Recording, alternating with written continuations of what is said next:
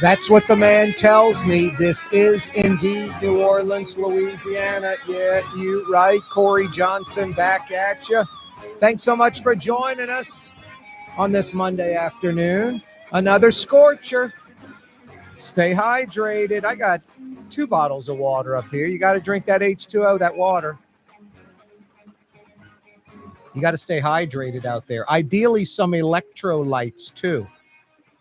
And maybe a better product than Gatorade or the mainstream thirst quenchers. Lots of sugars and the like in those. You want to avoid those. It's Healthy Diet Talk with Corey Johnson. The French Quarter adds IV waste through August. You might have IV waste in August cleaning up the French Quarter and Richard's Disposal under the Henry Consulting umbrella cleaning the French Quarter as well. And the city paying for both. There's a new law where the French Quarter Management District, they can pick their own trash contractor. They're keeping IV waste at least through August. They voted, it's $460-something thousand, and they're keeping them through August. Troy Henry Consulting says they're cranking up business on Friday in the French Quarter, August 1st. We'll see. We'll see how this plays out, but IV waste looks locked and loaded right now. Maybe Henry Consulting's there as well. Maybe something changes where they're not.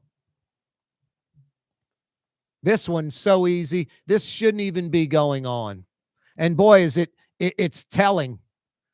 Like the rest of the country is like kind of freaked out, like how New Orleanians are fighting for the garbage man for a trash contract. And how city government's trying to jam one that the residents don't want down their throat for no reason. There's no reason to do it, but just the mayor wants to do it. No, the message it sends out is New Orleans is so dysfunctional that when they're picking up trash properly, the people freak out and covet it. No, it sends out a terrible message that we're fighting for the trash contractor. No, but the deeper message is it shouldn't even be happening. This is strictly on Junket Cantrell's watch for absolutely no reason but some quid pro quo, some personal benefit, selfishness, just to be belligerent, just to be contrary, whatever. You can't figure her out. She's broken. She's dysfunctional. And she's not normal. She not only is broken, she's kind of a deviant thinker, and just by what I've seen and word of mouth on the street, drinks too much to add to the problems. She's got this big hole in her life, and filling it with drinking all the time ain't going to help. Stop drinking and that big old hole still exists. No, the mayor's got major problems as a human being that we all have our problems. This is a different level, a different stratosphere. This is supposed to be the leader of the city that cares, has a little self-respect, some pride and honor, a little dignity, and someone that's going to show up to work if they can do the job or not. At least show up to work and try. But the mayor threw in the towel a long time ago. Never could do the job, never tried. And has now kind of, taken a powder. She's done. Doesn't care at all. It's just how many junkets, trips, free meals, how many freebies can I get in by January? And right now the wheels, and they've been cranking a while for the last year, and they're on, red alert now. It's like the 2-minute warning. What am I going to do post second term? What am I going to do after I'm mayor? Tomorrow and every Tuesday, The Real Deal with Dan Reel. Dan Reel joins us, 4 o'clock hour.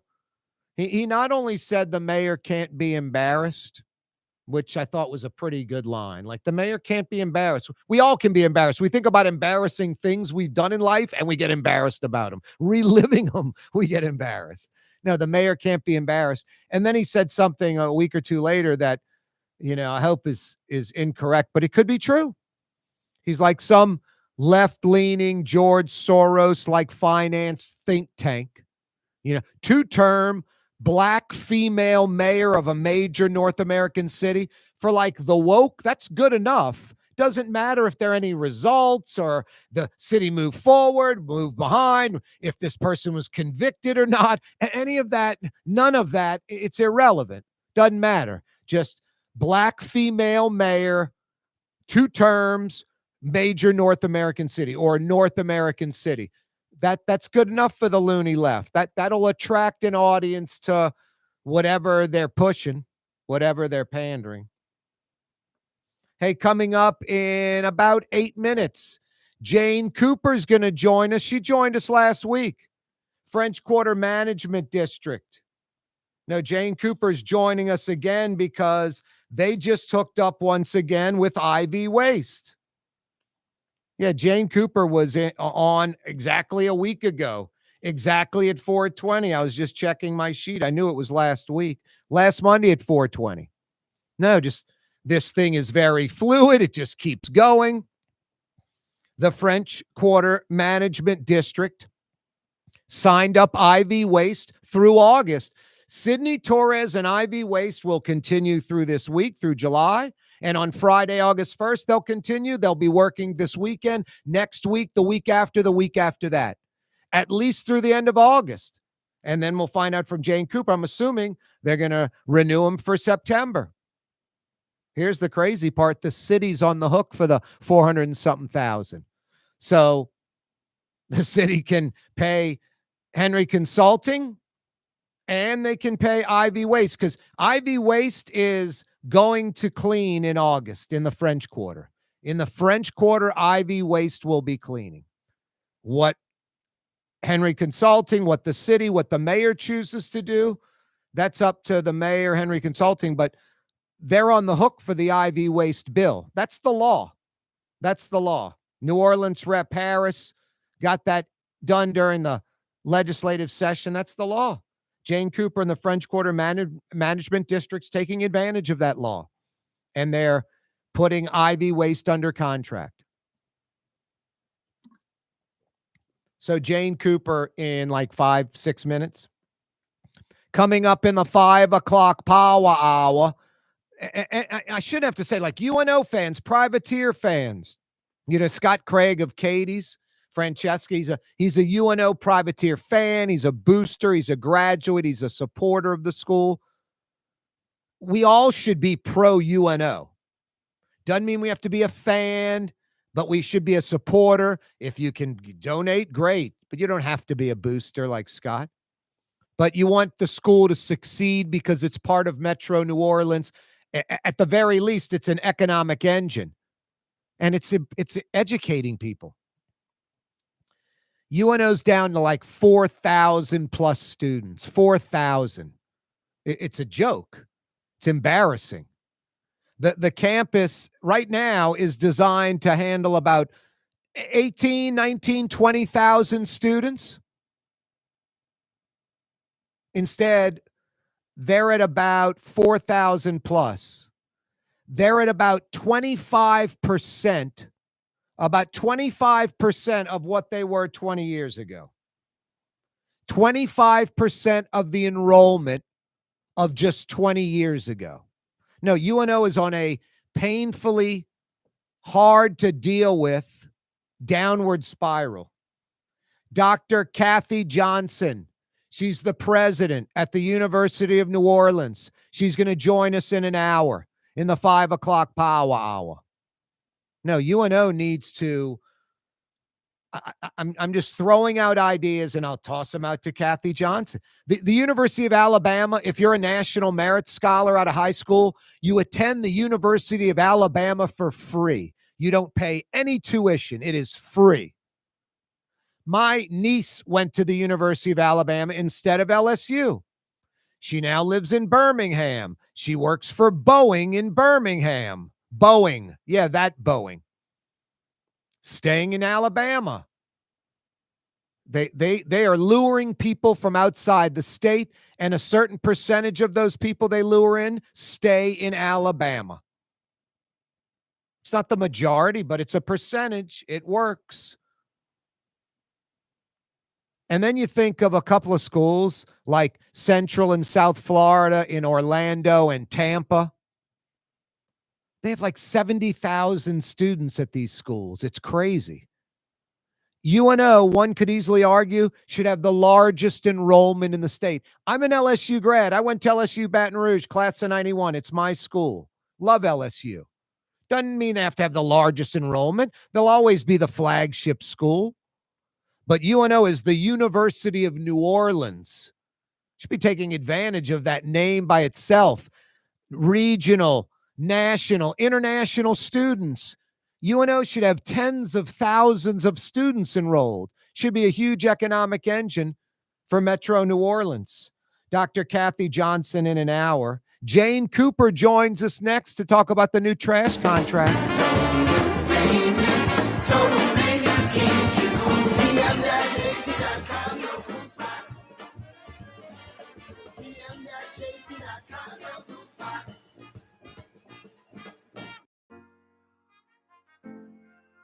Here at the NOLA Coalition, we love our kids and we love our city. The people of New Orleans are standing together for a better future. By harnessing our collective resources, the NOLA Coalition will create a safer, more prosperous city for all residents. Your support is needed to help reduce violence, invest in our children, and drive generational change. Join now at nolacoalition.info. The Woodhouse Day Spa, with 5 area locations, New Orleans, Metairie, Slidell, Baton Rouge, and now Mandeville. A day of relaxation is just moments away at the Woodhouse Day Spa, woodhousespas.com. Dave Miette Insurance Agency. Auto, home, flood, business. 504-556-0809. Dave Miette, insagency.com. Dave Miette Insurance Agency. Auto, home, flood, business. 504-556-0809. Dave Miette, insagency.com. Word is, one of the best restaurants in New Orleans isn't even in New Orleans. Gallagher's 527 in Mandeville. Cross the lake and taste what you're missing. Tuesday through Saturday. Gallagher's 527 in Mandeville. Young's Dry Cleaning has free pickup and delivery. That's right. Young's Dry Cleaning has absolutely free pickup and delivery. Home or office, East Bank or West Bank. Call Young's at 288-8381 or online at youngsdrycleaning.com. Trey Yen in Mandeville, a New Orleans tradition for over 40 years, serving the finest Louisiana-inspired Chinese cuisine. Open Tuesday through Sunday. Trey Yen. Why wear the same old glasses that everyone else is wearing? Stand out from the crowd. Come to Art and Eyes. Art and Eyes is not your typical eyeglasses store. It's one of the finest eyewear shops in the country, right here in New Orleans, with precision-engineered prescription lenses and gorgeous high-quality frames from the heart of Europe, Japan, and the United States. Our products are thoughtfully curated, and our staff are here to help you find exactly the right frames. Art and Eyes on Magazine, as unique as you. Greater New Orleans, a destination for learning. With 13 colleges and universities and a booming job market, Greater New Orleans is the ultimate destination for your higher education. Your path to the future begins in Greater New Orleans. Find out more at studynola.com. Francesca Deli and Pizzeria has over 15 specialty sandwiches, a big 10-ounce burger, and some of the best pizza in New Orleans. Francesca Deli and Pizzeria on Harrison Avenue in Lakeview between Canal Boulevard and West End. Does Helm Paint have the best paint on the planet? Helm, yeah. We only sell Benjamin Moore, the world's finest paint. Because paint ain't paint. Let us steer you right. Helm Paint and Supply. Yeah, you right. Crescent City and beyond. Corey Johnson back at you on a Monday afternoon. Jane Cooper's back with us from the French Quarter Management District. How are you this afternoon, Jane? I'm well, thank you. Thanks for having me back on the show. You're a popular guest all of a sudden. Well, I don't know if that's a good thing or a bad thing. Well, I think it's a good thing. I'm glad to have you, but let's just say maybe it's an unnecessary thing, maybe. And you know what I mean? I don't mean offense by that. I agree that this all seems very complicated for something that should be very simple. It really does. All right, the latest and greatest. You guys at the French Quarter Management District, under new legislation, under new Louisiana law from I guess it's Senator Harris, gives you guys the authority to choose a French Quarter trash vendor. And you guys sent out an RPO. IV Waste was the only group that responded. And from what I understand today, you have renewed IV Waste for the month of August for $400 and something thousand. They'll handle French Quarter cleanup through August at least. Is all of that correct? A couple of clarifications. The contract that was approved by the board today and signed today is effective August 1st, but goes until December 22nd or until there is a legally enforceable contract in place, whichever is later, because that is the legislation foundation that authorized the French Quarter Management District to proceed with this process if there is no legally enforceable contract in place. And you know, there's quite a bit of controversy right now about several of the contracts that have been granted and then terminated and so on. So we wanted to proceed with this because obviously the French Quarter needs sanitation. Does this mean that it is not definitive that IV Waste will be continuing to clean in August? Our contract allows them to continue to clean in August. And continue through, you said December 22nd. 22nd, right. And that's regardless if the city, the mayor have their you-know-what together or not? Well, it's based on a legally enforceable contract. So that's something that the courts will have to determine. But as of right now, on Friday, IV Waste will continue August 1st. They'll be cleaning on Friday. Right. Actually, on July 31st, because the contract is effective August 1st, but they've been generous enough to continue past the termination date of July 30th and clean on July 31st as well. On Thursday and Friday. Yeah. Gotcha. If Henry Consulting with their subcontractor Richards is ready to go, and they're in the quarter cleaning, IV Waste will clean also? That's my understanding. Is there anything that would stop IV Waste from not cleaning August through December? It would have to be what, some judge, a legal. Right. There's always the courts and legal action. So my crystal ball is one day at a time at this point, and today was an important day. Yeah. Yeah. Why was it important? Securing the contract, getting board approval for that. Yes. And it doesn't matter IV Waste, whatever. It's just making sure that the quarter is clean. That's the priority, right? Correct. I mean, we have Satchmo Fest coming up this weekend. Can you imagine what the French Quarter would look like with all the tourists coming to that music festival and no sanitation services? Wow. Satchmo Fest is this weekend, Friday, Saturday, Sunday? Right. Wow. No, I can't imagine, Jane. You ask, could you imagine? No. It's already a lot of work. When you have a trash contractor, it's a lot of work. Yeah.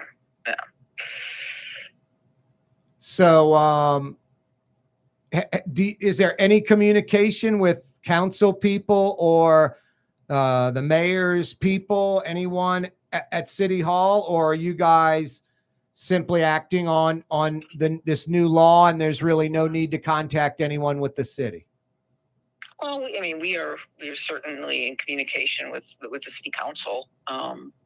Councilman King is, his district includes the French Quarter, so they've been following the events closely, and The council, of course, had a special meeting last week. We talked about that negated the mayor's emergency declaration. Then they had a second meeting, to talk about the contract that supposedly was signed.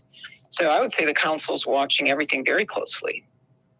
Freddie King is behind everything you guys are doing, apparently, at least what I can tell publicly. Yeah, he wants the French Quarter to be taken care of. It's an important part of the city. It drives the economic, the economy for the city of New Orleans, and most people would say for the state of Louisiana. So all eyes are on the French Quarter for sure. Jane, that dollar figure I saw somewhere in the paper, one of the television outlets, 400-something thousand. Is that each month for IV Waste to clean the quarter? It is, and it's consistent with what they've been paid year to date. Gotcha. And that includes the enhanced services, all of that. Yes, all those extra services that they do every day. I live in the French Quarter. I see it every day. This new contract from August through December 22nd, does it include the enhanced services in the contract for the same dollar amount, or is it more of we're just going to trust Sidney Torres and IV Waste to continue doing what they've been doing for free for extra lanyard?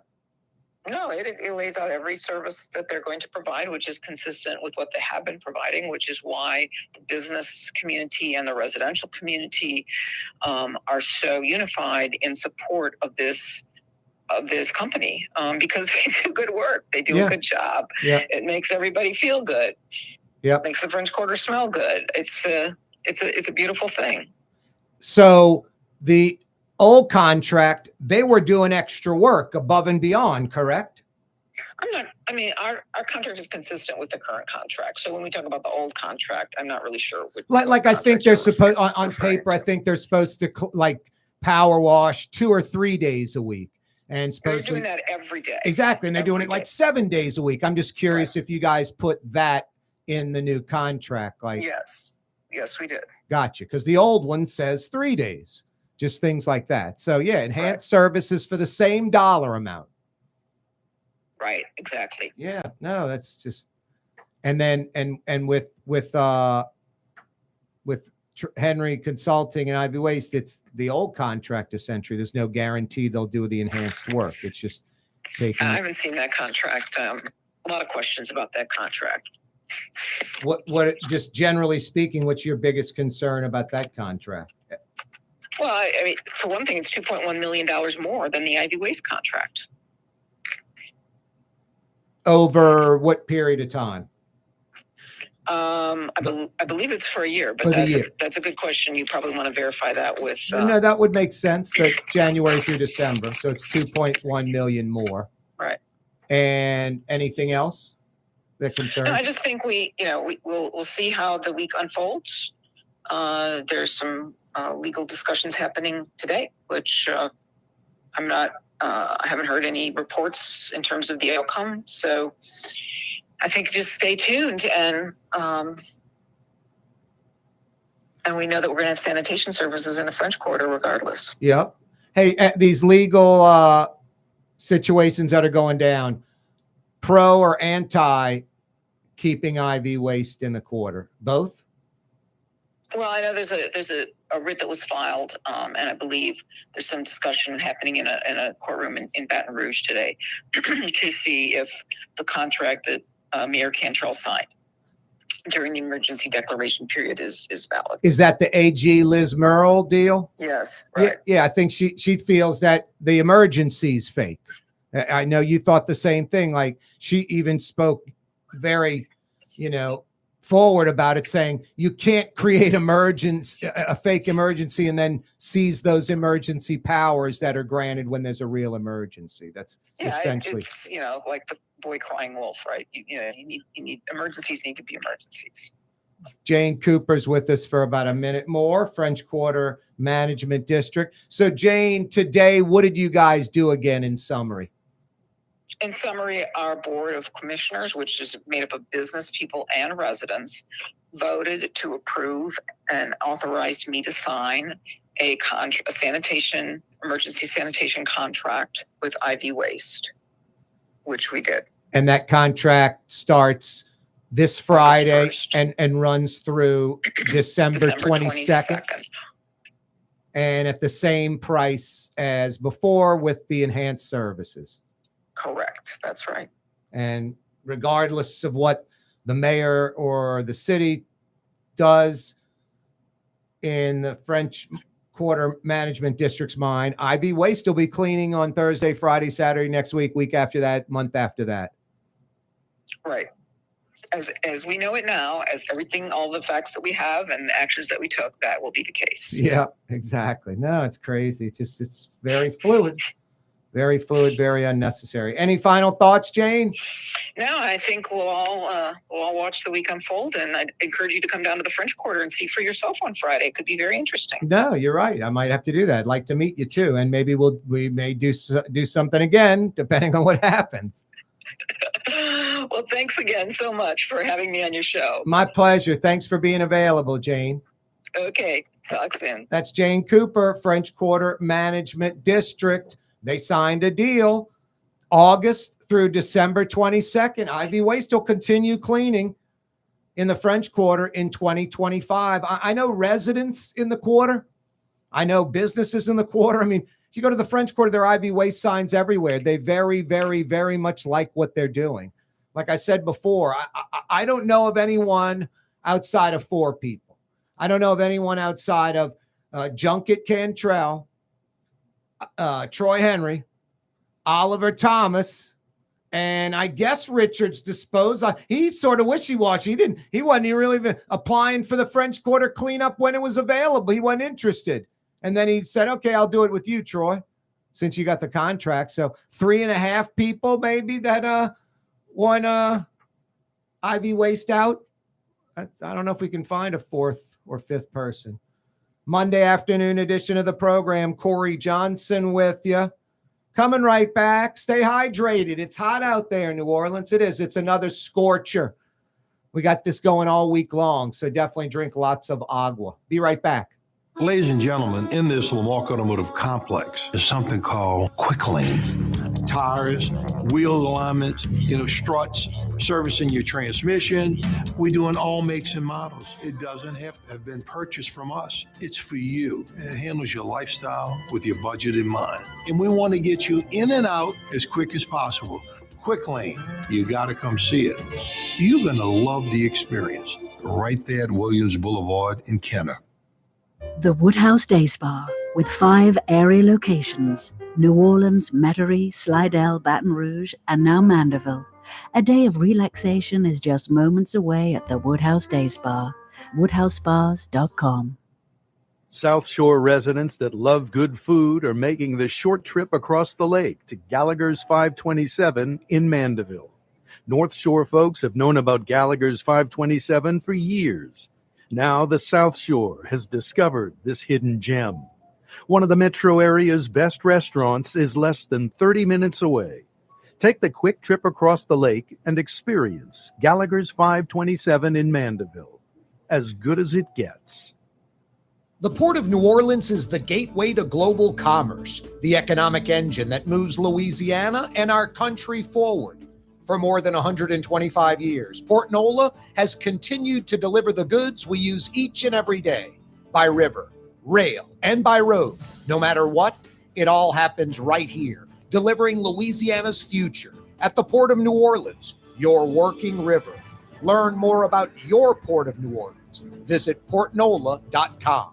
For game-changing innovation, look to the Latrim family of companies located in Harahan. Intralocks, a Latrim company, changed the game when they invented modular plastic conveyor belts over 40 years ago. These belts and innovative Intralocks technology are transforming movement in manufacturing facilities around the world. Intralocks is a dynamic global company now hiring in production, warehousing, shipping, and more.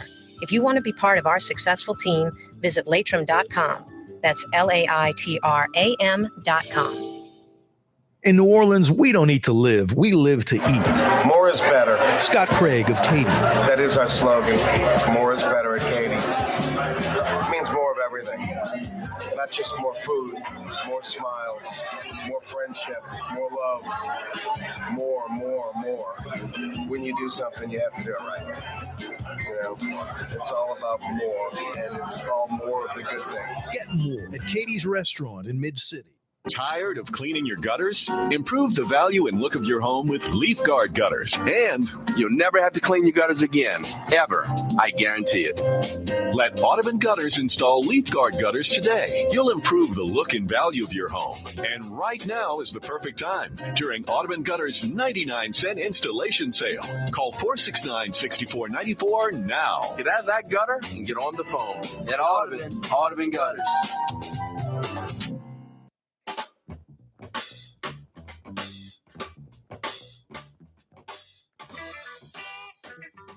Yeah, you right. Crescent City and beyond. Corey Johnson back at you. Thanks so much for joining us on this Monday afternoon.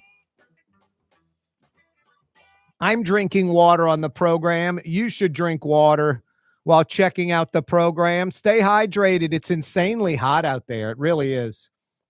Another scorcher, and looks like we got that gimmick going all week long. The old scorcher. 95 degrees. 95 feels like a $1.10. That's just as hot as it gets. Like dangerous heat. So stay hydrated. Stay in the air conditioning. And like I often say, obviously animals can't be outside all day. If your neighbor goes to work and leaves the dog in the backyard during this heat, all the time, every day, call 911 on your neighbor. You'll be anonymous. You're saving the dog's life. Your neighbor's wrong. Don't get suckered into, that's not my problem. That's the neighbor. It's his property. No, it's a living creature. So it is your responsibility. Your neighbor's breaking the law. Can't just leave the dog in the backyard all day in this heat, especially if there's not proper shelter or water that can't be easily knocked over and doesn't exist the entire day long. No, people are crazy. Get animals like dogs and leave them outside in the heat. Don't bring them to the vet. They're an alarm system. They never come in the house, always outside. Don't get a dog. Every month, you got to have heartworm medicine for your dog. Every month. It's probably about $25 a month. There's no way around that. You can not do it if you want and hope and pray your dog doesn't get heartworms, but they probably will. And it's just an irresponsible pet ownership, and there's no argument there. No, Corey, that's your opinion. Heartworm medicine in New Orleans is responsible pet ownership. I don't think it is responsible. I think the heartworm medicine, I'm like JFK. I think it's bad for the dog. I don't want to give him that medicine. Blah, blah, blah, blah. No, there's just irresponsible pet ownership. Spay and neuter your animal. Bring him to the vet twice a year, at least. At least. Be a responsible pet owner. Love the animal. I mean, Jeez, it's like nursery school stuff. Anyway, no, it's ridiculously hot outside. So be careful. The folks that work in this stuff every day, they know to stay hydrated. I played golf yesterday. All I did was drink water the whole time. By the way, English Turn. Mr. Poon is the owner at English Turn. This guy that I think the story is he was like a fisherman. He got a big settlement from the BP oil spill because he had an established business that was doing well and it got crushed. And with some of the proceeds, I think he bought English Turn, the golf course and the community. He lives out there. He plays golf. He has started to invest money in the course the last few years. And the latest and greatest, he hired this company, Troon, a national company, Troon, that manages golf facilities all around the country. And they've got a reputation, so they're not going to come in and just take any job. The maintenance budget for the course, how much money is spent keeping up the course, needs to be X amount of dollars for them to even consider taking the gig because it's their reputation on the line. So Mr. Poon is upping the amount that he's already putting in. Troon Golf is taking over, and I'm already seeing improvements at English Turn right away. This is a Jack Nicklaus signature course. That company, Jack Nicklaus, they've designed over like 400 courses in the world. It's probably north of 500 now. English Turn was the 50th golf course that Jack Nicklaus ever designed in his life, number 50. And this was way back in 1988. 1988, like 35, 37 years ago. Nicklaus was very hands-on. He probably toured English Turn a dozen times while they were building the course. They pumped in 2 million yards of river sand. 2 million yards. The TPC golf course, which was $30 million, they moved about 300,000 cubic yards of dirt. 2 or 300,000. English Turn moved 2 million, 7 times as much. English Turn at the time it opened in 1988 was also $30 million. $30 million. About 20 years before the TPC ever opened for the same price. I believe at the time English Turn opened, it was the most expensive golf course ever built in North America at that time. English Turn at $30 million back in the late 80s. An insane amount of money. But English Turn is a first-class layout. Like, there's not a bad hole out there. It is clearly, you could argue, the region's best golf course, one of the best golf courses you can play anywhere as far as each hole and the layout. There's not a bad hole on the course. It's hard to say which of the 18 holes is the least good. They're all very good to great holes. It's mind-blowing what Nicklaus did out there. And now Mr. Poon and this Troon Golf group running it, they're putting more money into it, getting it back to the way it used to be. And we should do that because it's a Jack Nicklaus course in New Orleans. Got to take advantage of these things. This is an asset. Doesn't matter if you play golf or not. Doesn't matter.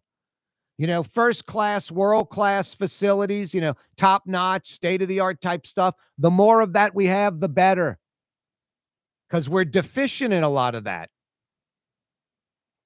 Big story of the day, the French Quarter Management District has inked a deal with IV Waste. It starts this Thursday or Friday, August 1st, Friday. It was funny. Jane Cooper just joined me from the French Quarter Management District. The deal starts Friday. The present contract with IV Waste ends on Wednesday, on July 30th. Sidney Torres and IV Waste are going to clean the quarter for free on Thursday. This limbo day where they're not under contract. This 24 hours, they're not under contract. But by Friday, August 1st, they're back under contract through December 22nd. Through December 22nd. So French Quarter residents, French Quarter businesses, folks in Metro New Orleans. I mean, this is an easy one. It's something that's working, that city's providing, and it works really well. That's rare. You have citizens that are embracing it, yet you have the belligerent mayor that wants to go the other way. No, this one's easy. This one's easy. So everybody, the citizens, the businesses in the quarter, everyone in the metro that should want a clean quarter. I mean, it's the heartbeat of the city. The French Quarter is what drives everything around here. You live in Mandeville, Covington, Hammond, Houma, Thibodeau, even like Mississippi Gulf Coast, especially like Diamond Head, Waveland, Bay St. Louis, past Christian. You want the French Quarter to be vibrant and working as well as possible. You want it clean, you want it efficient, you want it safe. Now, if we could only reimagine Bourbon Street. Yeah, you only get this kind of stuff on this program. No one else is talking about this stuff. Way ahead. Stuff that somebody will bring up a year, 2 years, 5 years from now.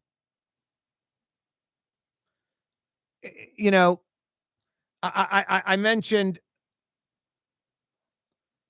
about Donald Trump and the ICE raids.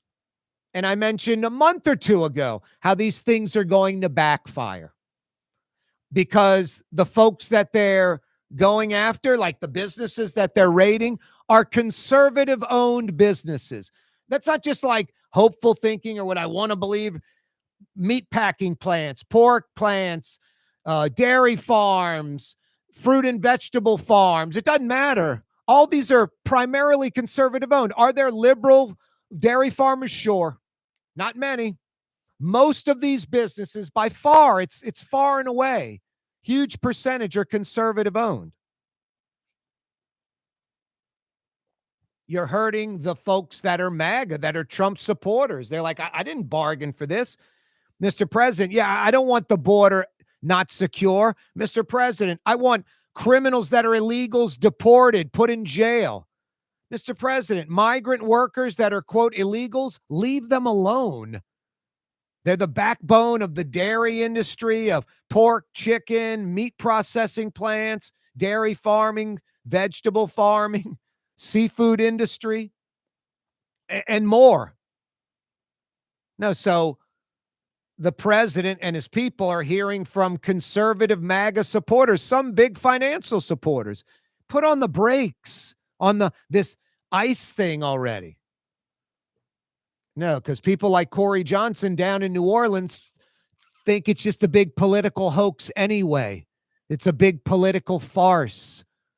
The vast majority of migrant workers, illegals, only help us, don't hurt us. U.S. citizens commit more crimes percentage-wise than migrant workers or illegals do. I mean, it's silly. It's all political. No, and now it's starting to backfire. Now, I'm talking about it locally in New Orleans, and it's going on. It's starting to be that vibe's being picked up nationally. I've been talking about it for months. The day they raided Delta Downs in Vinton, I didn't need a day to absorb it or a week or what the national pundits are saying. I knew enough about the horse racing industry. They go in there, they raid Delta Downs in Vinton. They arrest 84 people. 2 of them have a criminal record.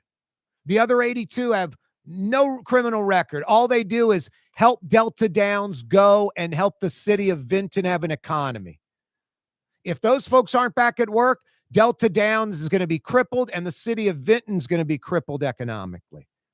And the national horse racing industry right now must be panicking like crazy because every track, everywhere, I don't care where it's located, it's a bunch of migrant workers, illegals at those tracks.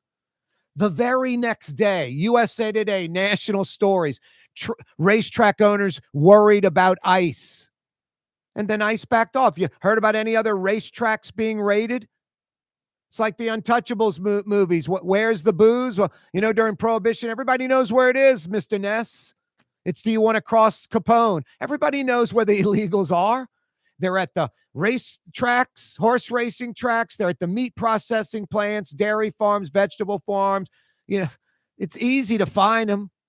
But no, now you're getting pushback where the racetrack folks made the call to their people at the White House, their connected people, and said, back down, ICE. Are you kidding me? You'll wreck the industry. ICE back down. No, Bourbon Street, same thing. Time to reimagine Bourbon Street. Time to reimagine Bourbon Street. It doesn't have to suck. The Lamarck Automotive Collision Center, it's open now. We fix cars and trucks. We do all makes and models. And it doesn't have to be a Ford or a Lincoln. It could be whatever you're driving. 32,000 square feet under roof. Now open at 3101 Williams Boulevard. It's all about you, the customer, getting the most for your dollar. I would say the most perfect collision center anywhere. The Lamarck Automotive Collision Center, 3101 Williams Boulevard. Go check it out. Word is, one of the best restaurants in New Orleans isn't even in New Orleans. Gallagher's 527 in Mandeville. Cross the lake and taste what you're missing. Tuesday through Saturday, Gallagher's 527 in Mandeville. Why wear the same old glasses that everyone else is wearing? Stand out from the crowd. Come to Art and Eyes. Art and Eyes is not your typical eyeglasses store. It's one of the finest eyewear shops in the country, right here in New Orleans, with precision-engineered prescription lenses and gorgeous high-quality frames from the heart of Europe, Japan, and the United States. Our products are thoughtfully curated, and our staff are here to help you find exactly the right frames. Art and Eyes are magazine, as unique as you. When USA Today ranked the 10 best must-visit New Orleans restaurants for travelers, Mid-City's own Katie's made the list. USA Today says Scott Craig is chef-owner at Katie's, a much-loved Creole-Italian eatery that draws armies of regulars for lunch, brunch, and dinner. A neighborhood spot where locals congregate and New Orleans-style hospitality rules. Indeed it does. Katie's in Mid-City.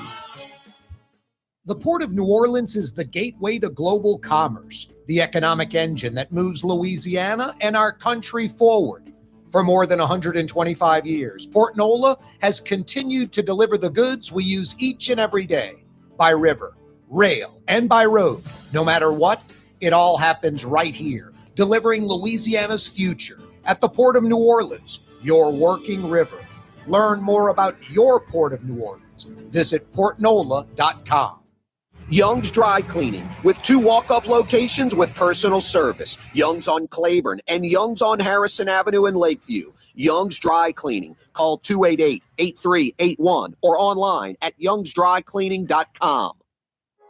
Trey Yen in Mandeville, a New Orleans tradition for over 40 years, serving the finest Louisiana-inspired Chinese cuisine. Open Tuesday through Sunday.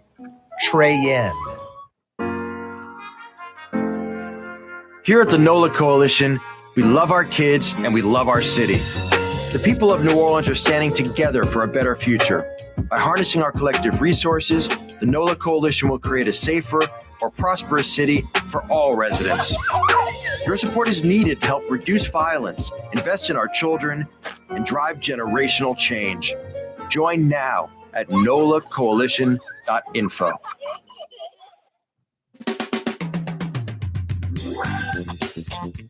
I've been talking about this place for a few months now, and I've been talking about him on the show as a new advertiser on the program for a few weeks now.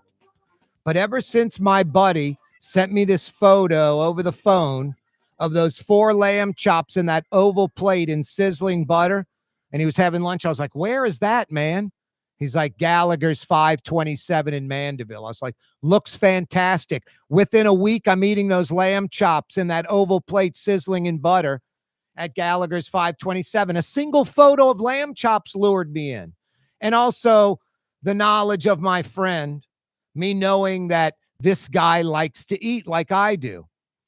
If you're kind of a foodie, you like fine dining, you live on the South Shore, wherever, I don't care where you are, Old Metairie, Uptown, New Orleans East, West Bank, Mid-City, wherever you are, Chateau Estates, New Metairie, Old Jefferson, doesn't matter, Gentilly, wherever you are on the South Shore, make this the week where you head across the lake to Gallagher's 527. They're closed on Sunday, yesterday. They're closed today on Monday. But they're open tomorrow, Tuesday through Friday for lunch. And they're open tomorrow, Tuesday through Saturday night for dinner. So plan on getting to Gallagher's 527 this week, and you'll thank me. I mean this. Clearly one of the finest dining experiences in Metro New Orleans. If you're a New Orleanian that loves New Orleans food, loves to eat, loves fine dining, you'll love Gallagher's 527. I mean, I think about like an appetizer they have, or actually it's a side. You can get it as an appetizer. It's a side. It's $10. It's ridiculous.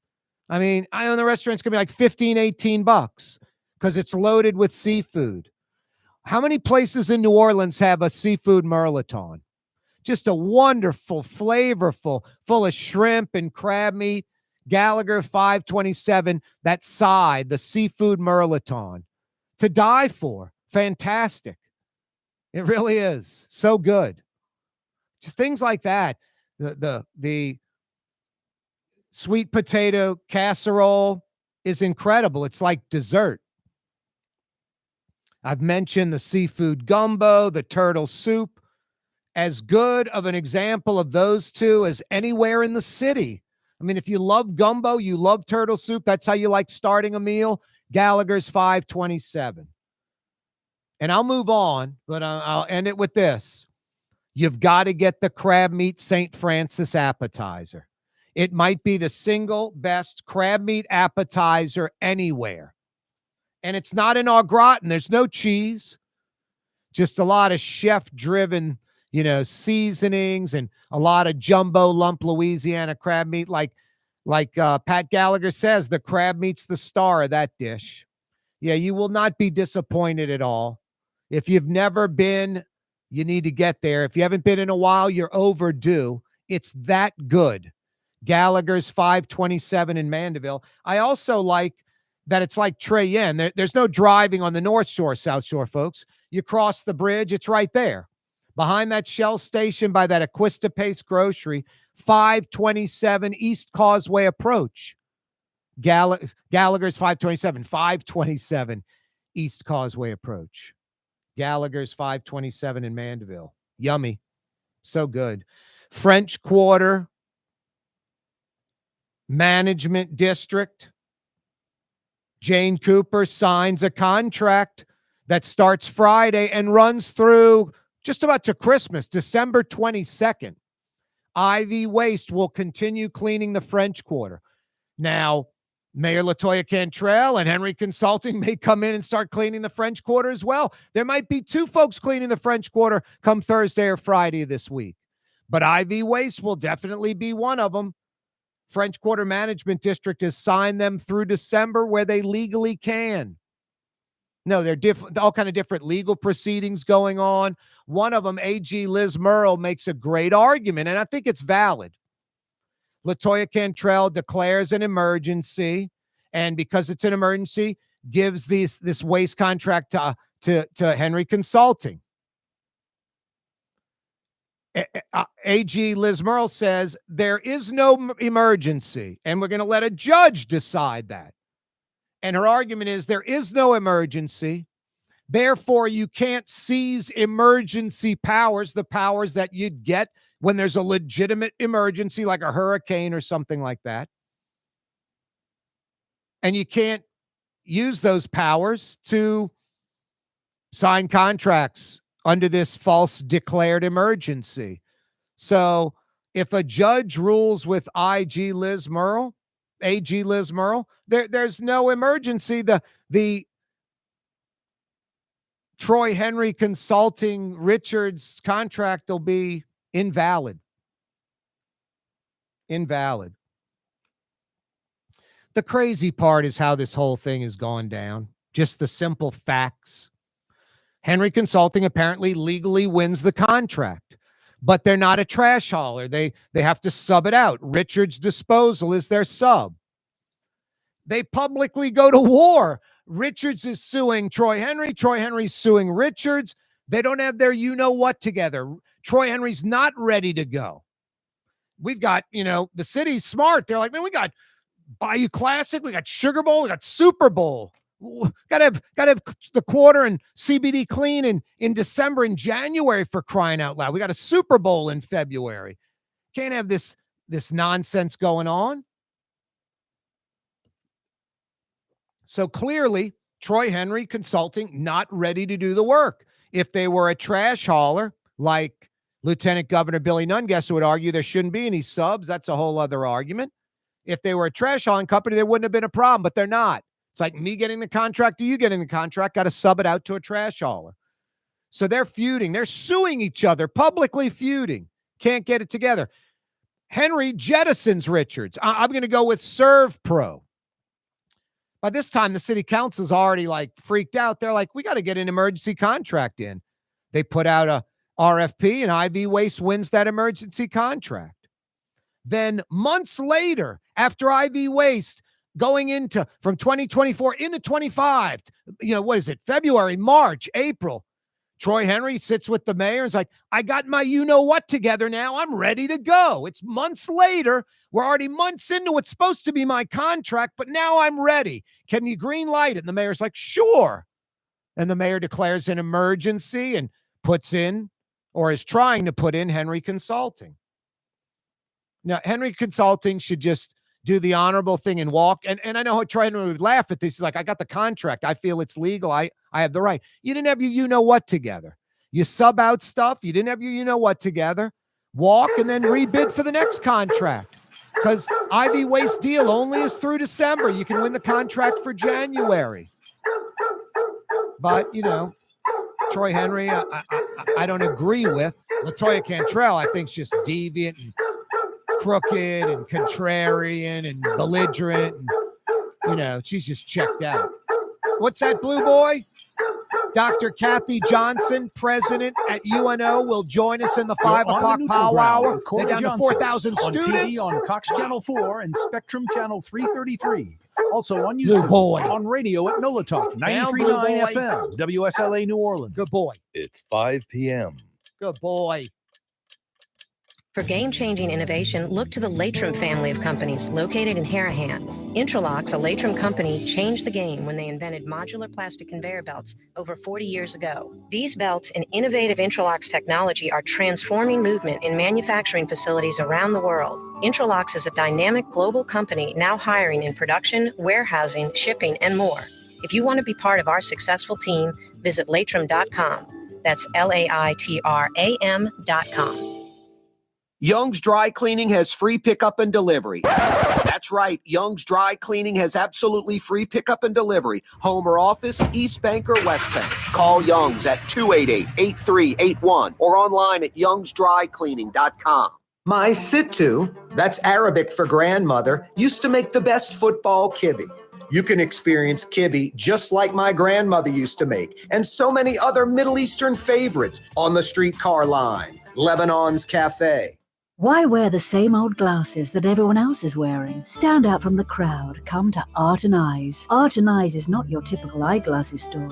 It's one of the finest eyewear shops in the country, right here in New Orleans, with precision-engineered prescription lenses and gorgeous high-quality frames from the heart of Europe, Japan, and the United States. Our products are thoughtfully curated, and our staff are here to help you find exactly the right frames. Art and Eyes, a magazine as unique as you. Total maintenance keeps you cool. Total maintenance keeps you cool. Total maintenance keeps you cool. TM-AC.com, your cool spots. Total maintenance keeps you cool. TM-AC.com, your cool spots. Tired of cleaning your gutters? Improve the value and look of your home with Leaf Guard gutters. And you'll never have to clean your gutters again, ever. I guarantee it.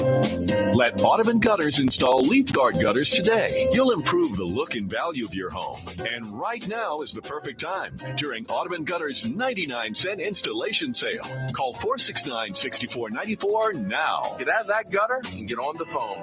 At Audubon Gutters. South Shore residents that love good food are making the short trip across the lake to Gallagher's 527 in Mandeville. North Shore folks have known about Gallagher's 527 for years. Now the South Shore has discovered this hidden gem. One of the metro area's best restaurants is less than 30 minutes away. Take the quick trip across the lake and experience Gallagher's 527 in Mandeville. As good as it gets. It's time to relax. The Woodhouse Day Spa, Metro New Orleans' premier day spa experience, now with 5 area locations. For a day of relaxation or maybe just a quick 1-hour getaway, the Metro area's premier day spa experience is at the Woodhouse Day Spa, and now 5 area locations: New Orleans, Metairie, Slidell, Baton Rouge, and our newest location in Mandeville, the Woodhouse Day Spa. WoodhouseSpas.com. Does Helm Paint have the best paint on the planet? Helm, yeah. We only sell Benjamin Moore, the world's finest paint. Because paint ain't paint. Let us steer you right. Helm Paint. In New Orleans, we don't eat to live. We live to eat. More is better. Scott Craig of Katie's. That is our slogan. More is better at Katie's. It means more of everything. Not just more food, more smiles, more friendship, more love, more. When you do something, you have to do it right. It's all about more, and it's all more of the good things. Get more at Katie's Restaurant in Mid-City.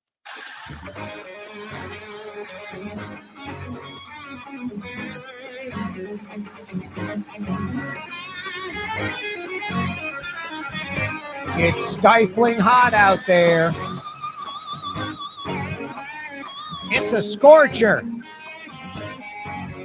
It's legitimately dangerous out there.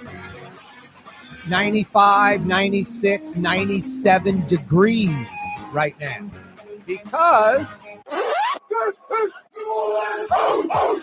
Drew Brees is right. It's because it's New Orleans and it's July, heading into August. We're peaking out right now as far as hot time in the city. 95, 96, 97 degrees in the metro feels like a $110. Stay inside. Stay in the air conditioning. Stay hydrated. Lots of water. Lots of H2O. Stay hydrated. If your neighbor continues just to leave the dog in the backyard each and every day and goes to work, call 911 on your neighbor and report them. Cruelty to animals. They're breaking the law. It's ridiculous. If you know folks that are elderly or have health issues and don't have air conditioning, there are some among us that don't have air conditioning in Metro New Orleans. No AC, just fans, open windows in this heat. If you know somebody elderly, health issues, and you've got the wherewithal, go pick them up at 9:30, 10 a.m. in the morning. Get them out of that hot house. Go shopping, take them to the grocery, go to the mall, sit at a bench at Lakeside, bring a book. Go to a library, go to a community center. There are lots of public facilities that are open in New Orleans, in Jefferson Parish, St. Bernard, River Parishes, North Shore that are air conditioned. You can knock out stuff at like the Walmart or the Costco, whatever. Just get inside, get in some air conditioning, go to the post office, knock out a bunch of errands that you've been delaying. And the great excuse is you're going inside in air conditioning. No, it's that hot. It's that dangerous. Stay alert. Think about people that don't have AC, that are elderly or have health issues. Help them out. Your neighbor that leaves the dog outside all the time, call authorities on them. Dog's not an alarm system. Shouldn't be left outside. Not in this heat. Not in this heat. Big story of the day. The French Quarter Management District. Jane Cooper just joined us again from the French Quarter Management District this last hour. They've signed a contract with IV Waste. It starts on Friday and runs through December 22nd. So the end of summer and all of fall going into winter will be covered. French Quarter residents, French Quarter businesses, IV Waste will be cleaning the quarter at least through December. And you might have Richards Disposal under that Henry Consulting contract. They might be cleaning the French Quarter at the same time. Who knows how this is going to go down? Could be one, could be both. I don't think it'll be neither. I think Jane Cooper saying the French Quarter Management District, IV Waste will be in there continuously through almost Christmas, December 22nd. What the mayor chooses to do, what a judge chooses to say, AG Liz Murrell is arguing that the mayor declaring an emergency and getting this thing started with Henry Consulting to begin with was all fake. You can't fake an emergency and then take the fake emergency and use emergency powers. You know, mayors, governors, presidents, when there's emergency, you get some emergency powers that you normally can't use. You can't declare a fake emergency is Liz Murrell's argument. We'll see what a judge says. That would make the Henry contract basically a moot point. IV would stay in through December. And then in the next month or two, the city would be like, hey, we have to put out an RFP for January of 2026 and on. Who's going to clean the French Quarter? That's how it should be. That's how it should be. This thing is all junket Cantrell for no reason. Well, I shouldn't say for no reason, for selfish reasons. And you can figure those out however you want, but it's definitely for selfish reasons. It's not the best interest of the citizens or the business owners that have clearly spoken out, especially in the quarter. Now, Jane Cooper joined us last hour, second time in a week. She's popular. French Quarter Management District. She signed off on the deal today. IV Waste will continue cleaning the quarter through December. What the city and Henry Consulting and Richards Disposal does is anybody's guess. This is amazing. How is Sheriff Susan Hudson even thinking of running for sheriff? Another inmate released that shouldn't have been released. Another violent criminal, 30-year-old Khalil Bryant. Another error releasing this criminal from the Orleans Parish Jail. Susan Hudson releasing someone that they should not have released. Not doing their homework. A mistake that from the DA to law enforcement, everybody's saying should never have happened. Inexcusable. Like, no way will you just make a mistake. There's reports that Van Buren, one of the 10 escapees that was recaptured, was almost released from the Orleans Parish Jail. Like, last minute, they're like, dude, that's one of the escapees. You're going to release him? No, Susan Hudson clearly is incompetent. We don't have time to learn on the fly, and I don't know if she's capable to learn on the fly and ever get the job down.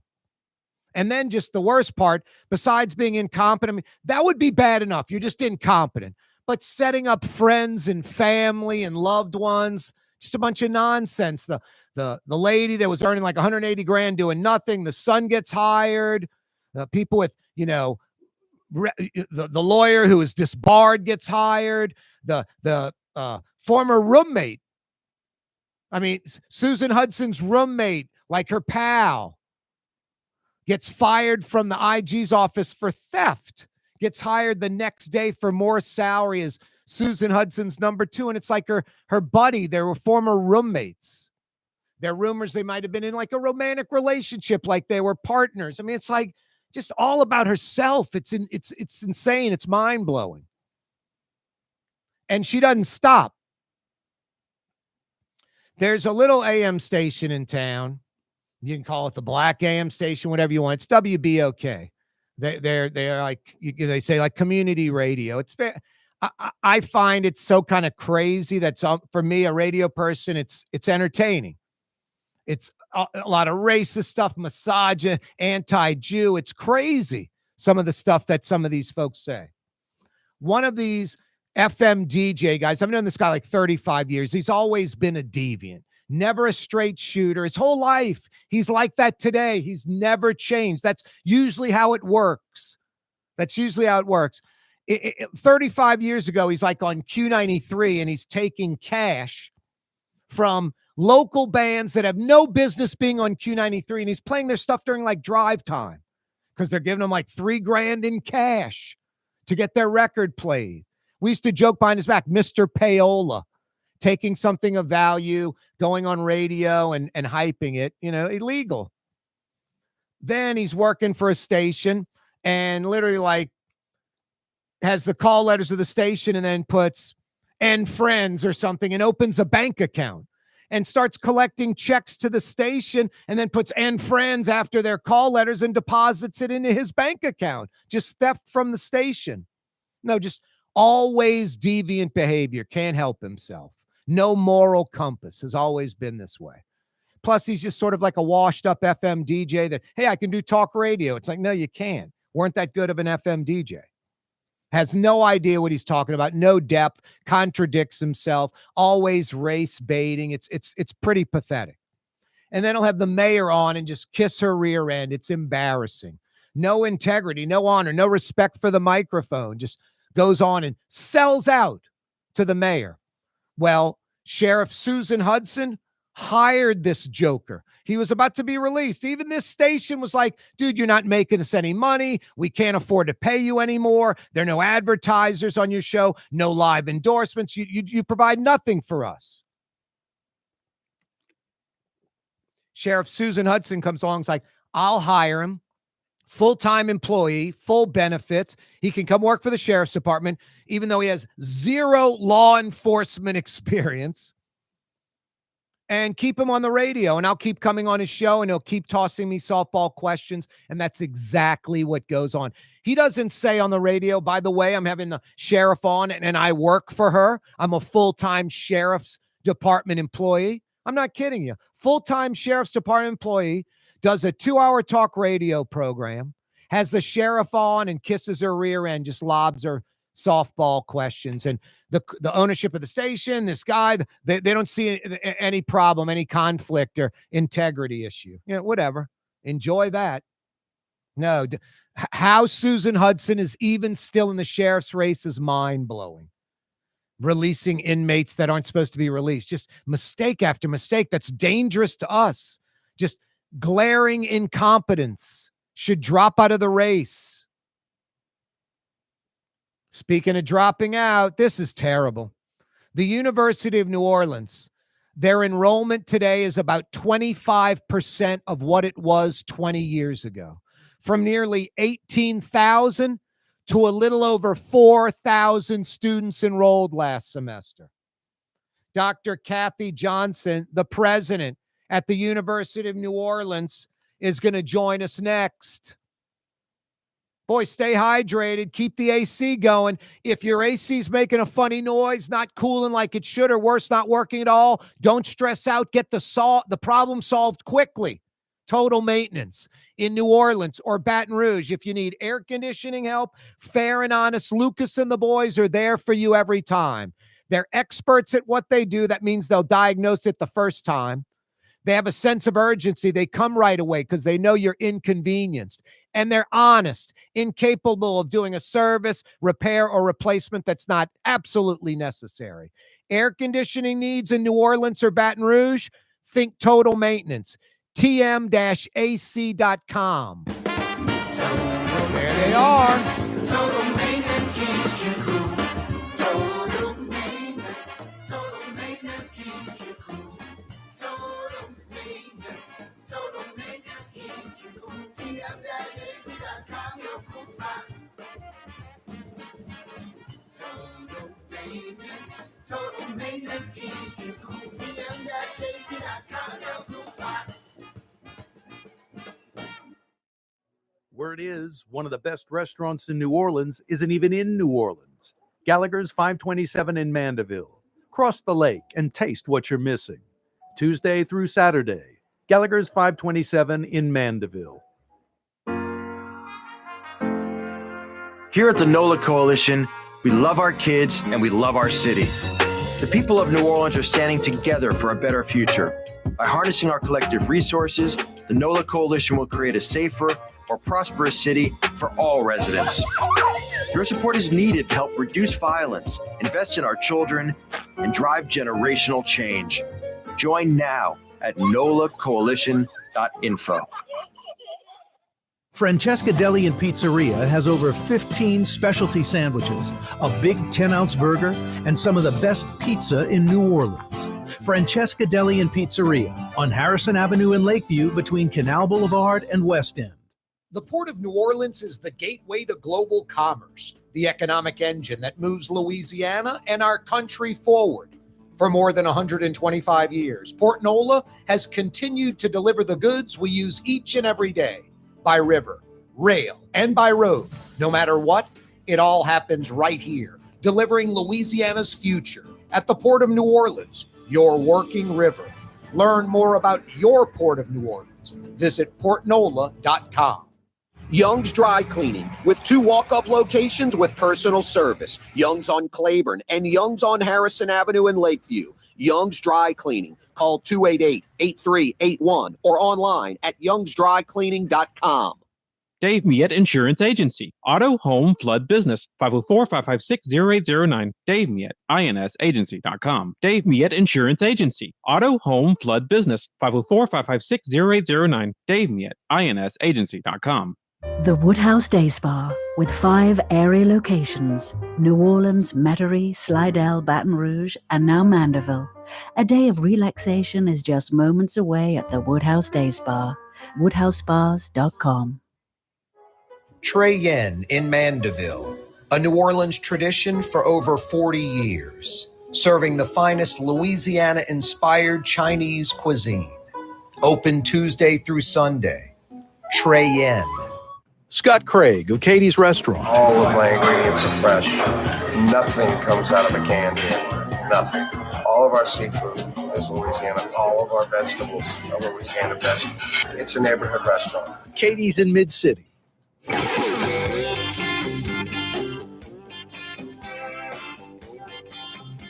Welcome back. Corey Johnson with you on a Monday afternoon. Thanks so much for being with us on radio, on television, on YouTube. Dr. Kathy Johnson is with us, the president at the University of New Orleans. How you doing, Doc? Hey, Corey. I'm great. Thanks so much for having me on. Thanks so much for joining us this afternoon. Hey, I guess the first question would be, the one that just jumps out at me. Enrollment last semester at UNO, our wonderful university representing the city out on the lakefront, was a little over 4,000, 4,500 or so. Is that right? No, actually, in the fall of last year, so about a year ago, we hit our census numbers at 6,444. But that includes about 600 or so dual enrollment students that are in high school taking our courses through their high school. Gotcha. So college students, it was about 5,800 in the fall. That's right. But what about the spring last semester? The spring was a little bit smaller. We always graduate about 500 or 600 students in December, which is a good thing. And we gained some of that back with transfer students. But we were about 400 students fewer in the spring than in the fall. So 5,400 maybe. Yeah. So these 4,000 plus numbers are incorrect? Those are incorrect. All right. But still, 5,400 is about 30% of where UNO was 20 years ago. Nearly 18,000 students 20 years ago. That's correct. Before Katrina, there were nearly 18,000 students. But, the demographics of New Orleans have changed a lot since then as well, unfortunately. We're still here to serve our region, but sadly, a lot of families didn't come back. No, and I've noticed some folks have moved within the metro. So like Southeastern and Hammond, they're benefiting from that. They've grown immensely. The Delgado Community College system, I think, is the number 2 enrollment school in the state outside of LSU's flagship in Baton Rouge, if I'm not mistaken. Right, Doc? It is. And we are so fortunate to be their close neighbor.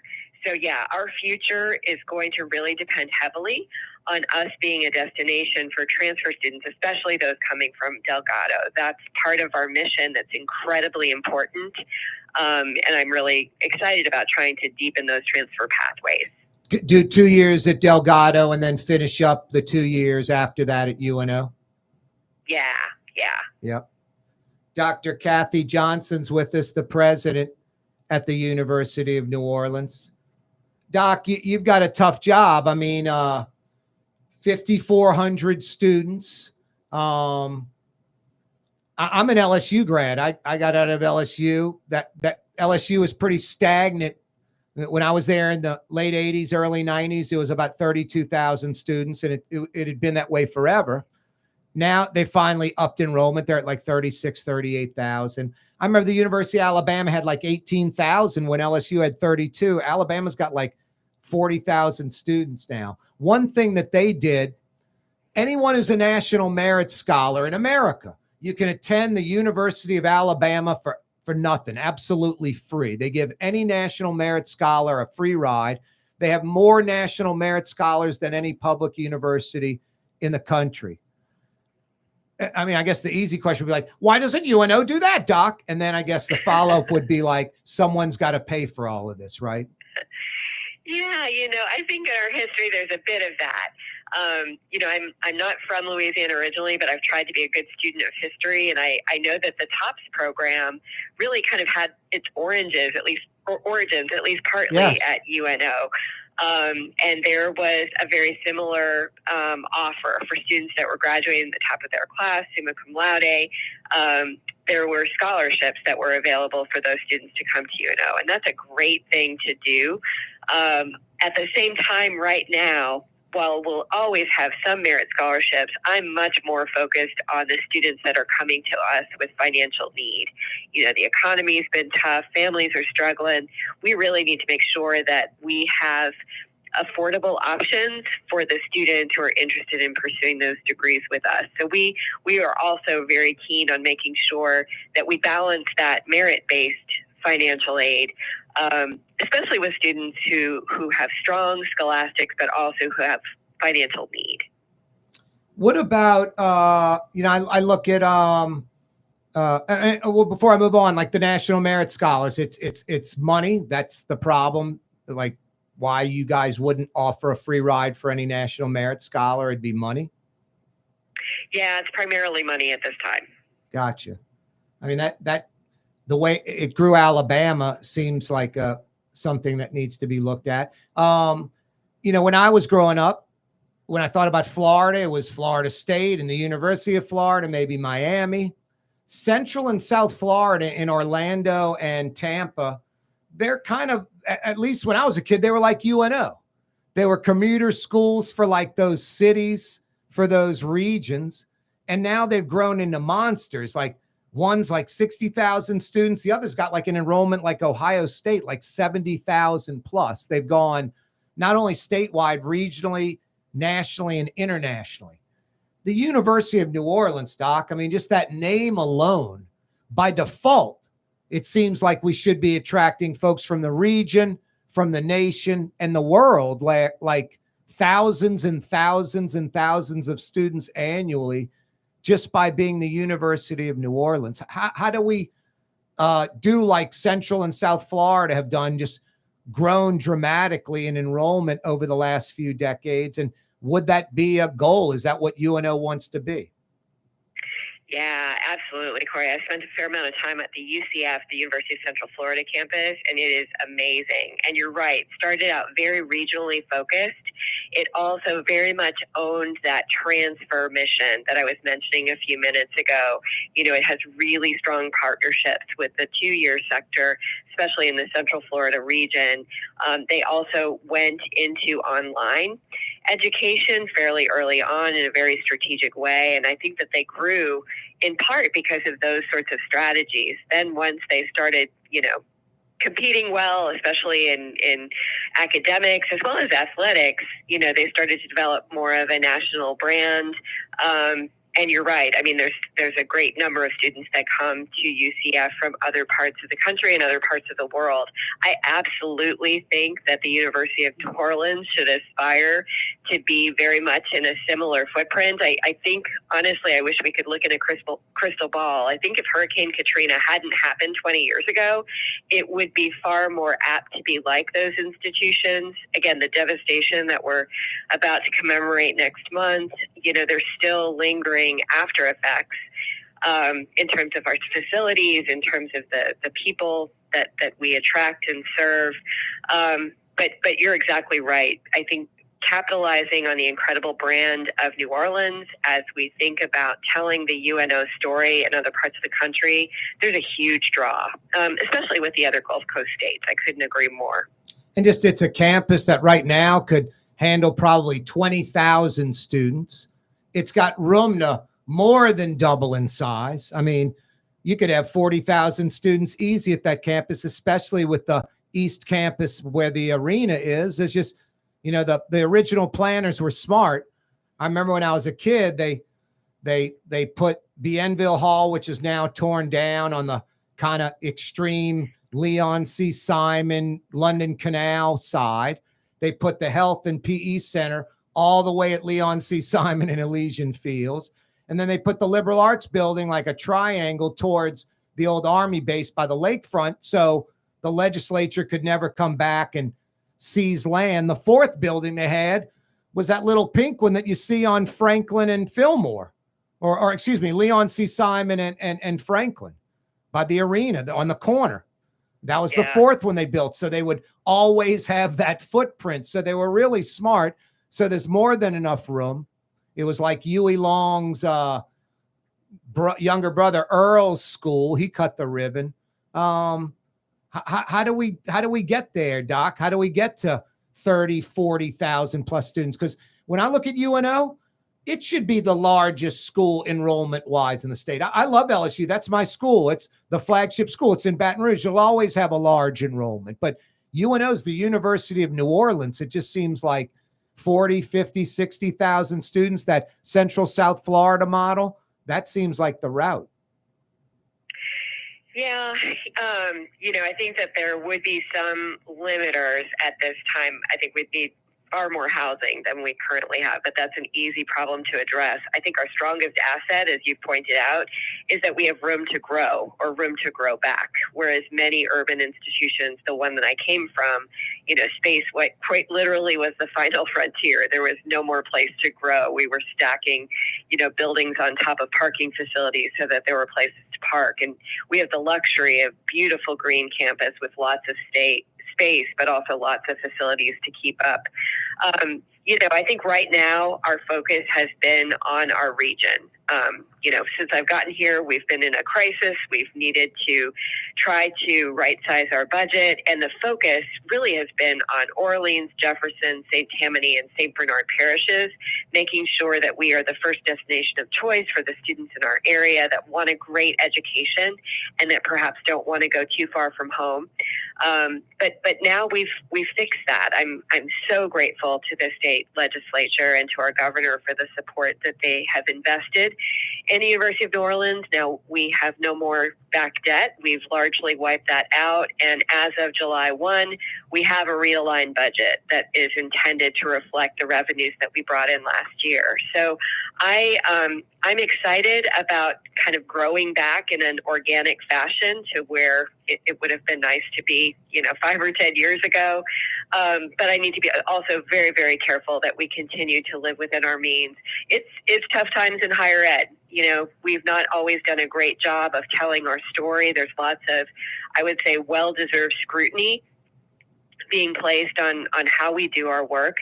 At the same time, I really believe in my heart that while there are plenty of pathways into jobs in Louisiana right now, if people want to move up in those jobs, it really is helpful to have a bachelor's degree. So to me, what that means is that we need kind of an all of the above enrollment strategy. We will always be here for beginning students and transfers, but increasingly we really need to turn to our employers. We need to turn to people that are working full-time and perhaps want to earn a credential that enables them to upskill or reskill or pivot in their jobs. We really have to think much more broadly because frankly, the beginner students, there just aren't enough of them in Louisiana. For game-changing right now. innovation, look to the Latrim family of companies located in Harahan. Intralox, a Latrim company, changed the game when they invented modular plastic conveyor belts over 40 years We're going to ago. knock out a These quick break. belts and Coming right innovative back. More Intralox with UNO technology are President transforming Dr. movement in Kathy manufacturing Johnson. facilities around the world. Intralox is a dynamic global company now hiring in production, warehousing, shipping, and more. If you want to be part of our successful team, visit Latrim.com. That's LAITRAM.com. There's a Middle Eastern restaurant that's less than 5 minutes from where Causeway and River Road meet, Lebanon's Cafe. Convenient to Old Metairie and Old Jefferson. Carrollton at Jeanette on the streetcar line, Lebanon's Cafe.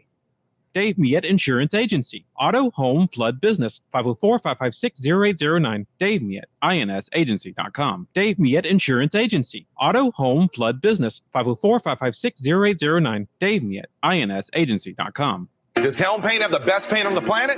Helm, yeah. We only sell Benjamin Moore, the world's finest paint. Because paint ain't paint. Let us steer you right. Helm Paint. Why wear the same old glasses that everyone else is wearing? Stand out from the crowd. Come to Art and Eyes. Art and Eyes is not your typical eyeglasses store.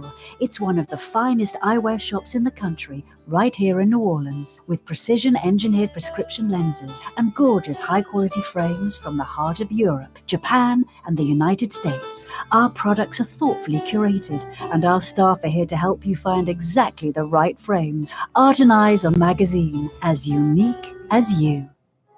Trey Yen in Mandeville, a New Orleans tradition for over 40 years, serving the finest Louisiana-inspired Chinese cuisine. Open Tuesday through Sunday. Trey Yen.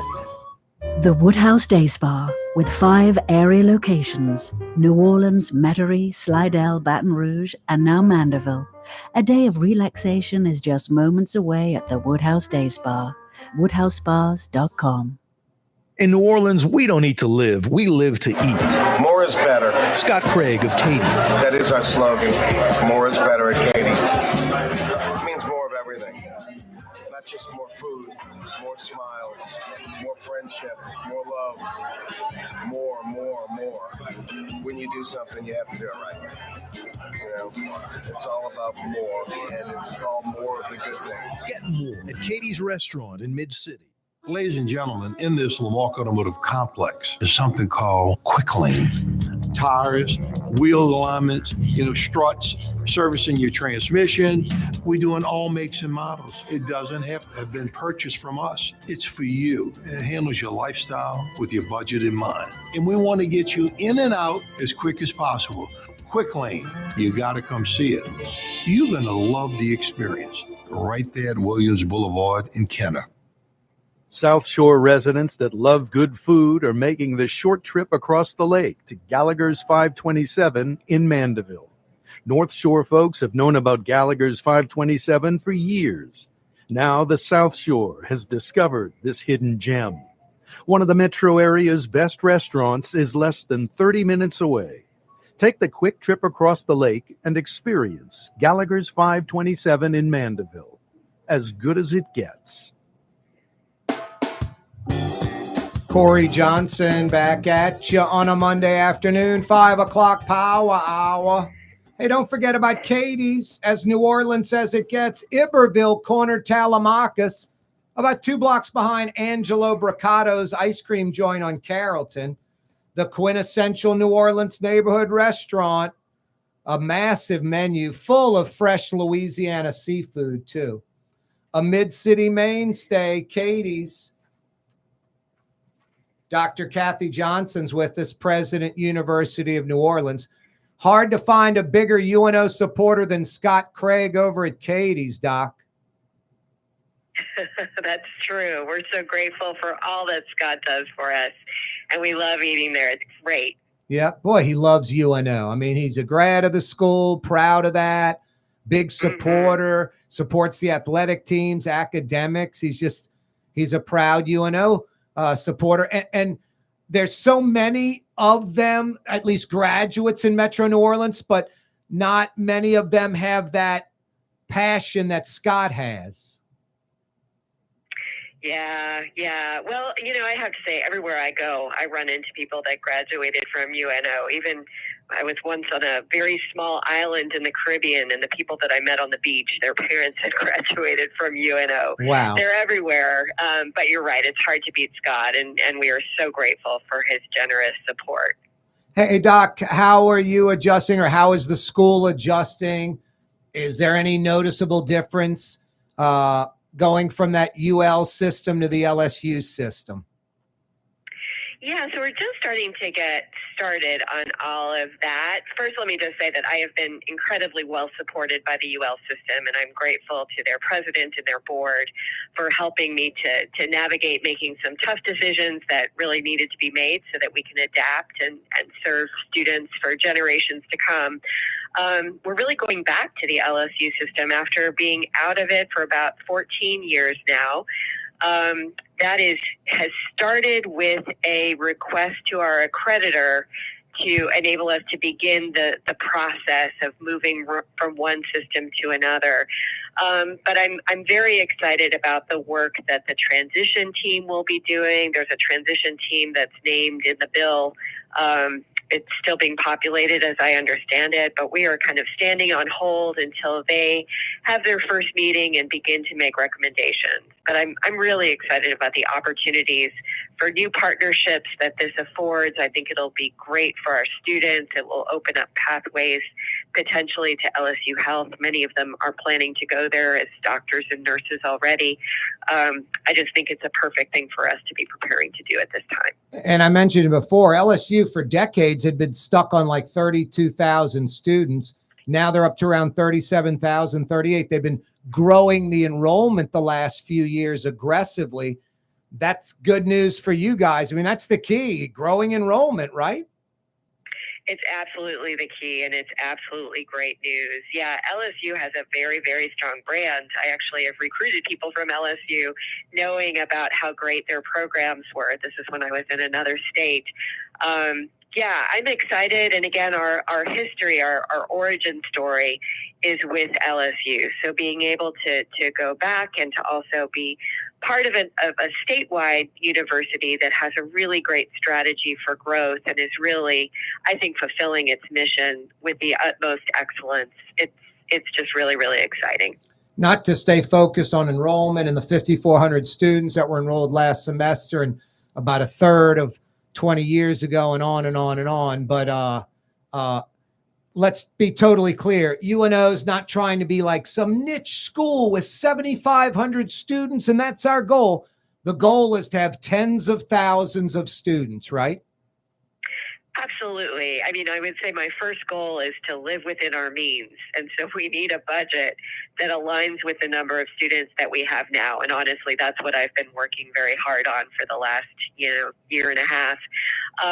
That said, every great city in this country has a strong public urban research university, and we've got those roots. That's the core of our mission, and so we do need to get back there. I'm very, very excited about the potential to partner more significantly with businesses and industry. We already do that some. Our students do a lot of internships around the city. Our faculty are engaged in research collaborations, but that should be core to our mission. So, yeah, absolutely agree with you, and I'm very excited about the future. You probably already answered this question.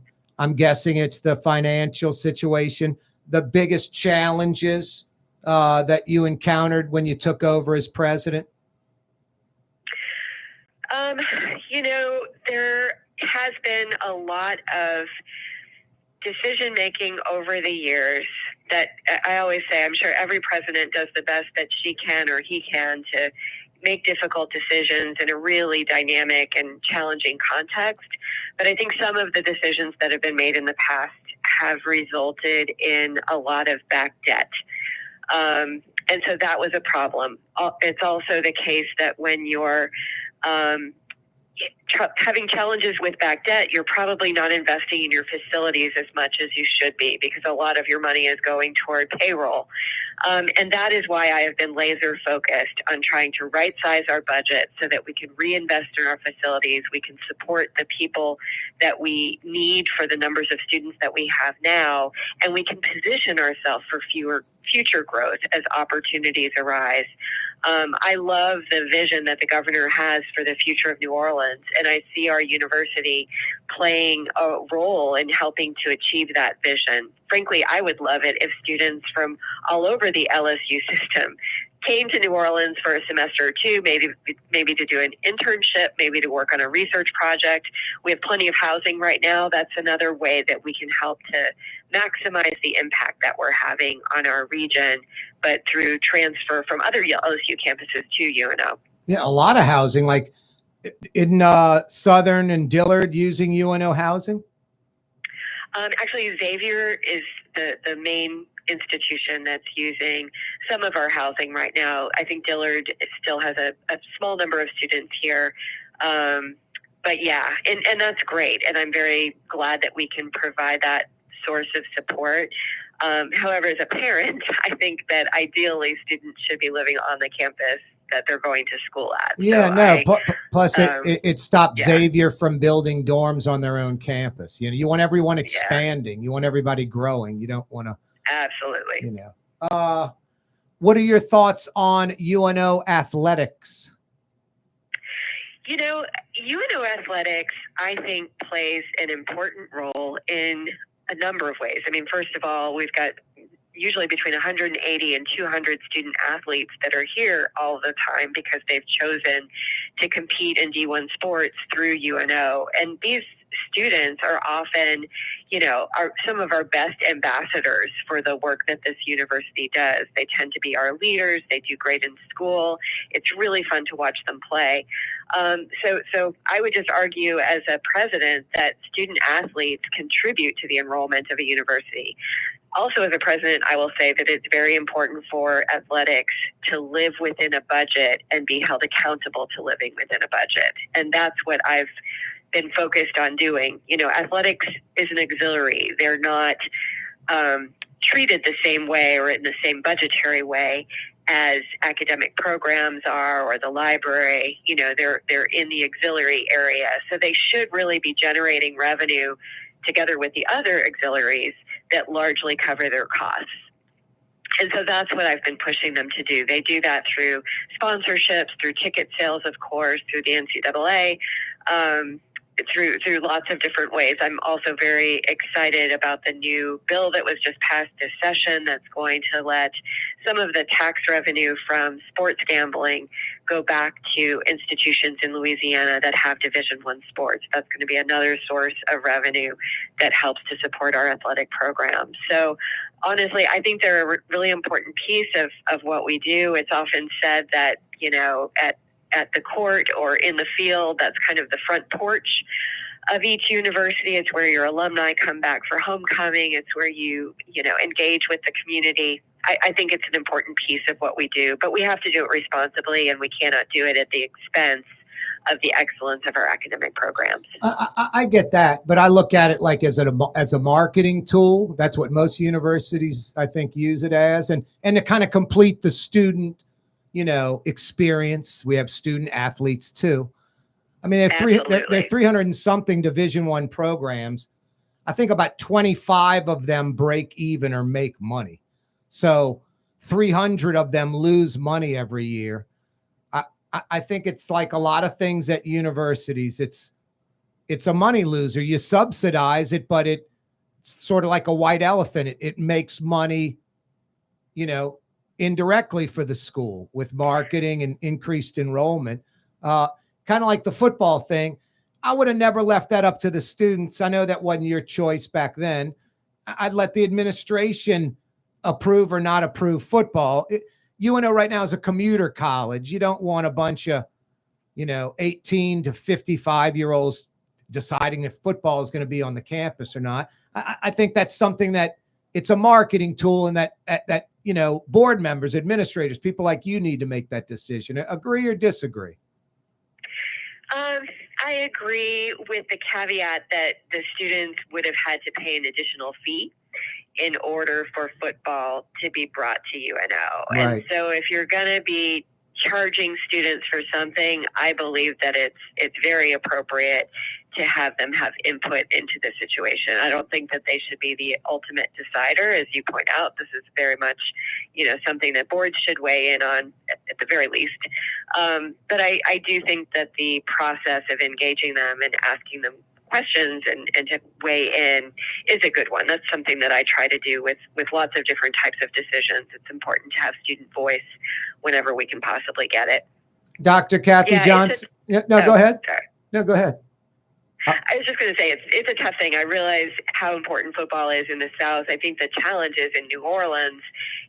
Every weekend there's plenty of other things to do besides go to a football game. Plus we have the Saints, we have Tulane. Yeah. I think it's different in other parts of the state where everyone rallies around the football field because that's one of the main things that there is to do on a weekend. And I wasn't too concerned like if UNO has football or not per se, just the marketing aspect of it. Yeah. Hey, Dr. Johnson, a real pleasure having you on the program. Let's do it again soon. I would love that, Corey. Thank you so much for giving me some time, and I wish you all the best. For game-changing Thanks. innovation, so look to much. the Latrim Dr. family Kathy of companies Johnson, located UNO in Harahan. president. Coming right Interlocks, back. a Latrim company, changed the game when they invented modular plastic conveyor belts over 40 years ago. These belts and innovative Interlocks technology are transforming movement in manufacturing facilities around the world. Interlocks is a dynamic global company now hiring in production, warehousing, shipping, and more. If you want to be part of our successful team, visit Latrim.com. That's LAITRAM.com. Scott Craig of Katie's Restaurant. All of my ingredients are fresh. Nothing comes out of a can here. Nothing. All of our seafood is Louisiana. All of our vegetables are Louisiana vegetables. It's a neighborhood restaurant. Katie's in Mid-City. The Woodhouse Day Spa, with 5 area locations: New Orleans, Metairie, Slidell, Baton Rouge, and now Mandeville. A day of relaxation is just moments away at the Woodhouse Day Spa. WoodhouseSpas.com. Tired of cleaning your gutters? Improve the value and look of your home with Leaf Guard gutters. And you'll never have to clean your gutters again. Ever. I guarantee it. Let Audubon Gutters install Leaf Guard gutters today. You'll improve the look and value of your home. And right now is the perfect time during Audubon Gutters' 99-cent installation sale. Call 469-6494 now. Get out of that gutter and get on the phone. At Audubon Gutters. Word is, one of the best restaurants in New Orleans isn't even in New Orleans. Gallagher's 527 in Mandeville. Cross the lake and taste what you're missing. Tuesday through Saturday. Gallagher's 527 in Mandeville. Total maintenance keeps you cool. TM-AC.com, your cool spot. TM-AC.com, your cool spot. Why wear the same old glasses that everyone else is wearing? Stand out from the crowd. Come to Art and Eyes. Art and Eyes is not your typical eyeglasses store.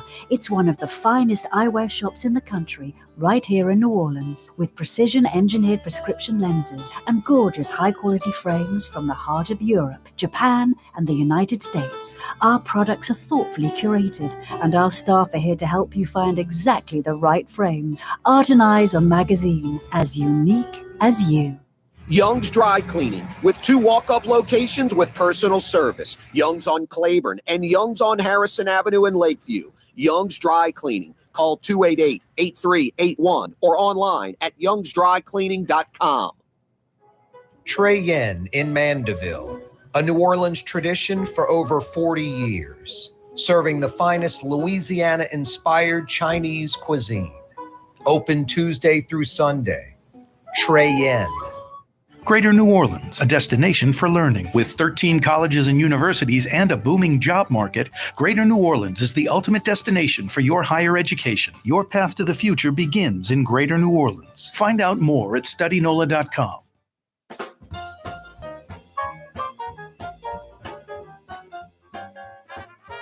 Yeah, you right. Crescent City and beyond. Corey Johnson back at you on a Monday afternoon, 5 o'clock power hour. Coming up in about 8 minutes, it'll be 6 o'clock. You can go to our YouTube channel, The Neutral Ground with Corey Johnson. Click to subscribe to our YouTube channel. It doesn't cost a thing. You can go there right now and watch the show live, listen to the show live. But at 6 o'clock, it like becomes a podcast. You can go back to like 4:20 when Jane Cooper joined us about 15 minutes into the show. She's with the French Quarter Management District. Today they voted. They're keeping IV waste through December. City of New Orleans, do whatever you want. We're going with IV waste. Here's the ironic part. Senator Harris from New Orleans set that up during the last legislative session where the French Quarter Management District could pick their own trash provider. And the city has to pay for it. The city has to pay for it. So LaToya Cantrell and the city of New Orleans now are really in a pickle because IV waste is going to keep rolling through till December at $460,000 a month. So every month, the city of New Orleans is going to be paying IV waste, and maybe they're going to be paying Richard's Disposal, or I should say, Henry Consulting. Henry Consulting with Richard's Disposal doing the work. They're going to start supposedly Thursday or Friday in the French Quarter. IV waste isn't going anywhere. They're going Thursday, Friday, next week, next month, month after that, through December 22nd. Signed agreement. They'll be working and cleaning the quarter. Maybe Henry Consulting and Richards will be too. Who knows?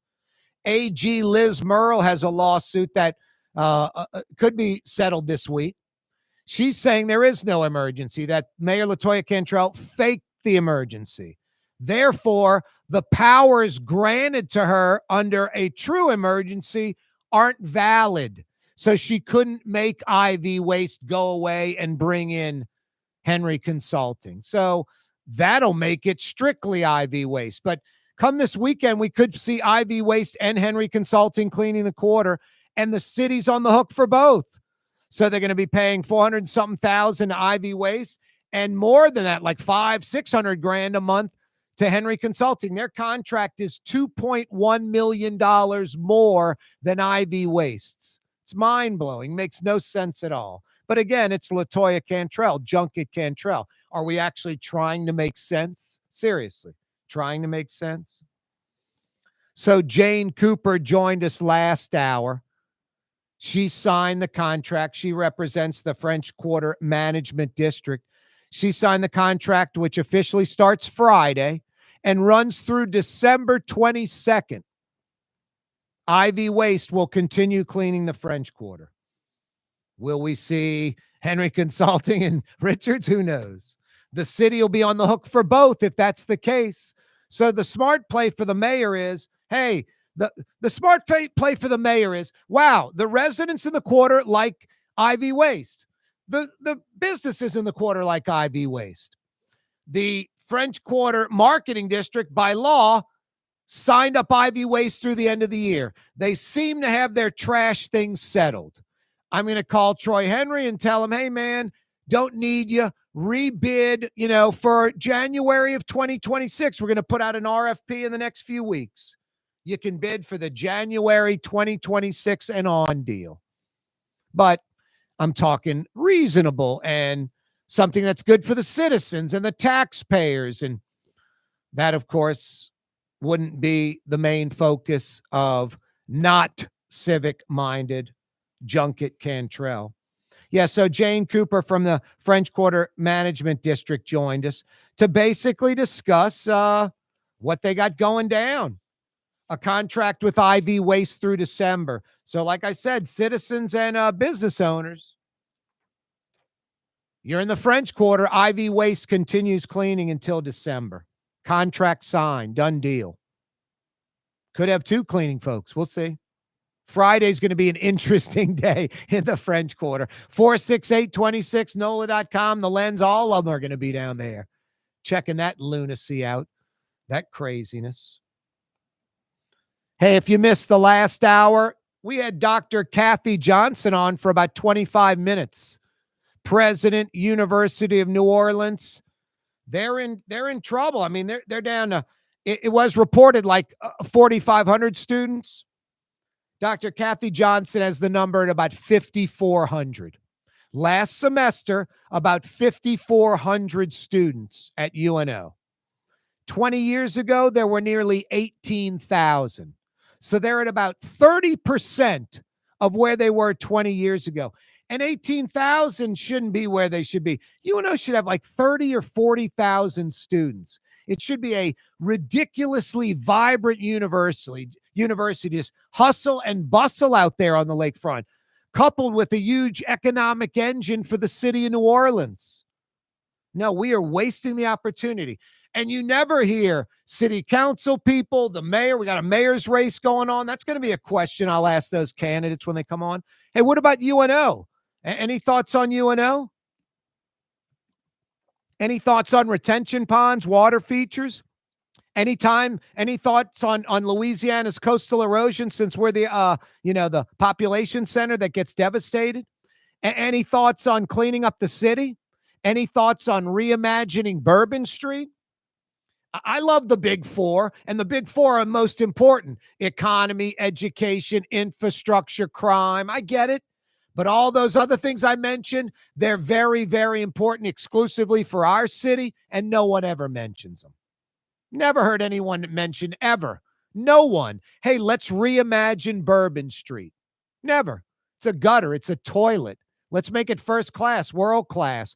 Change the demographic instead of, Jimmy and his girlfriend Sarah driving in, parking their pickup on the edge of the quarter, walking up and down Bourbon Street for a couple hours, spending $23 and $18 respectively on big ass beer and daiquiris. You get a whole different element in. Spending hundreds, if not thousands of dollars. You integrate Royal Street into Bourbon. Light up the side streets where Royal Street's selling antiques at 10, 11, midnight. 10, 11 at night, midnight, selling antiques instead of shutting down and putting cages over the doors and glass windows because they don't want some drunk throwing a bottle through the window. They're shutting down 5:30, 6 o'clock. No, Bourbon Street needs to be reimagined. Real mayor needs to work on retention ponds and water features to stop flooding in the metro area. Real mayor needs to say, enough's enough. We're going to clean up our city, go from the filthiest to the cleanest. New mayor needs to come in and say, man, coastal erosion, we need to be involved because we're the population center. And a new mayor needs to embrace UNO. Could be a huge economic engine for the city. What's that, Blue Boy? You have a degree from UNO in barkology? I don't believe that, buddy. You are making it up, but do you love UNO? You're a privateer at heart. I like that, Blue Boy. Dedication. Thanks for joining us, New Orleans and beyond. See you mañana right here, 4 o'clock Tuesday. You're on the neutral ground with Corey Johnson on TV on Cox Channel 4 and Spectrum Channel 333. Also on YouTube, on radio at NOLA Talk 93.9 FM, WSLA New Orleans. It's 6 p.m.